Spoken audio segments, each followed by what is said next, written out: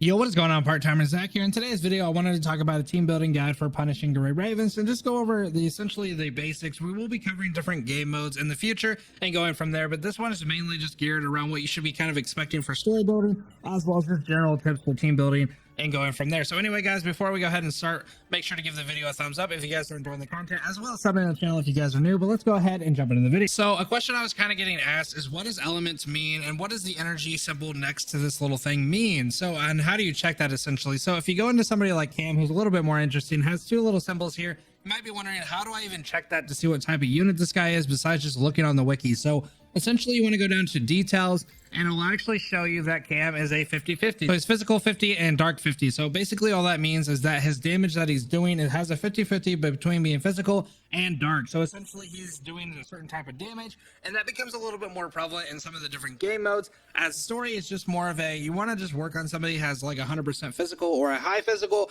mainly because you're just doing direct damage and you're just trying to kind of blow past the story as much as you can. We'll talk about that here in a minute when I just give a basic guide of who you should be building for the story. But more or less, this is kind of stuff you want to look at whenever you're going against certain bosses and certain different game modes, you know, take certain damage, and you want to start building teams that kind of accompany that, obviously, and do the damage that you need in order to kind of go through the bosses. So that becomes a little bit more prevalent, and like I said, I will be talking a little bit more about that when we actually break down the game modes and what kind of teams you should be building there. But that's just a general idea of what these elementals mean and kind of where they're going from there. So this is kind of a cool screen, though. If you look at it, it'll tell you your specialty, the review, kind of what this guy is going into. And one thing I want to kind of recommend looking at, but not taking too seriously, as a recommended partner here. So this will talk about the two different game modes, Phantom Cage and the Warzone. So these are two different modes that you can kind of see, and it'll actually give you a recommendation of what kind of team is like kind of best suited for it, or at least the most up-liked ones, and kind of what everybody is kind of backing. And the reason I say take this with a little bit of a grain of salt, because obviously this team is really good, but just understand that really at the beginning, you're probably not going to have a lot of these units ready to go. And so you kind of just want to make sure that you break down these teams and wonder why each unit's on the team, so you can kind of get a better idea of how to build teams in the future. Because if you just kind of go in here like, okay, well, I have all these units, I'm just going to build it, and you don't really care why, you're going to have a hard time going into other missions and other boss fights when you have to adjust a little bit and change the way that you kind of play, mainly because you're just kind of copy and pasting. So I do recommend just kind of hanging out and checking out each unit and kind of seeing why that unit's actually in the team in the first place. For example, this one would be like your main attack dealer would be Bianca, and then Cam would be a tank, obviously, and then Liv is your support. And so it makes sense why each one of these units is in it, but you want to go in and break down each one of their abilities and kind of see whether. So each unit has that where it'll actually pair with a different unit. So Cam, just for example, has these different units, and if we go into a different unit, like just grabbing one, selecting the Liv here, if I go into that, she has a different team as well. So you can kind of see what kind of different teams you can mix and match with depending on the unit that you want.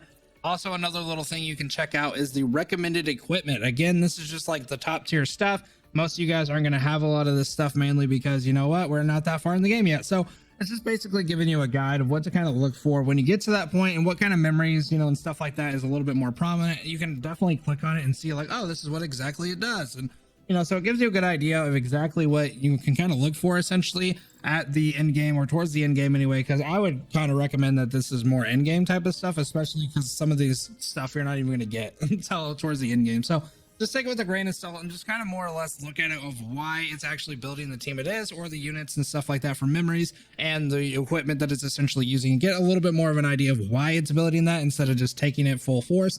But anyway, let's go ahead and talk about essentially what you want to build for a team on story mode. So let's go ahead and go into this real quick. I'm not actually going to do the story, but I want to just show you what it looks like to have a team. So this is not the team that I run currently, but I would feel that this is the best team to kind of start off with.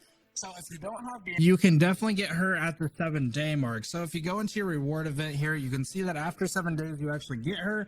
And so who I'm going to recommend instead of her, if you're waiting on that 7 days, you don't want to just twiddle your fingers, right? You want to play the game. So essentially, this is the two support units, or the tank and the support unit anyway, that I would recommend having if you haven't rolled anybody, you haven't got anybody yet, you're not really worried about using your S selector yet. This is the two units that I would have in your background. And then your main attacker. So your main attacker here would obviously be her if you had her, or Lucia. So this is going to be something that just gets you going until you can get the Bianca, because Bianca is going to take the spot very quickly, and then eventually Alpha will take the spot because she'll come out and you'll be able to grind for her. But basically that's the steps that I would take. is just running this team right here is a definitely, like, you know, not the top tier team, but it'll get you through the story, especially if you focus just on your attacker and go from there. So basically what I recommend is just leveling this one unit here, and then kind of not really focusing too much on your back units as much. Obviously you kind of want to put some resources into them, but mainly what you want to do for the story is, because you're going to have your attacker out pretty much at all times, because you're just trying to do direct damage and just kind of do as much damage as humanly possible. And a lot of people fall flat whenever they kind of focus on all the units at the same time. You start to get to a point where you plateau and you can't do enough damage, and so you really just want to focus on amping up your attacker as fast as you can. However, with that being said, I would kind of glide through the story with her and put a little bit more, you know, enough resources to get going, because every time that it says recommended BP, that doesn't necessarily mean that you have to be at that.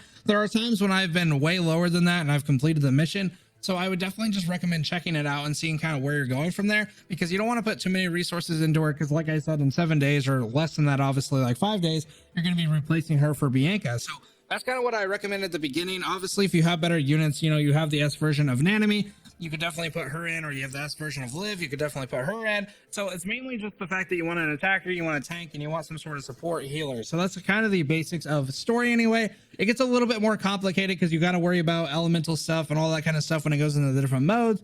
And we'll definitely talk about a more in-depth guide about what you want to kind of see and what kind of teams you want to build then. But definitely this is something I would start out with just to give you kind of a glimpse of what my team looks like.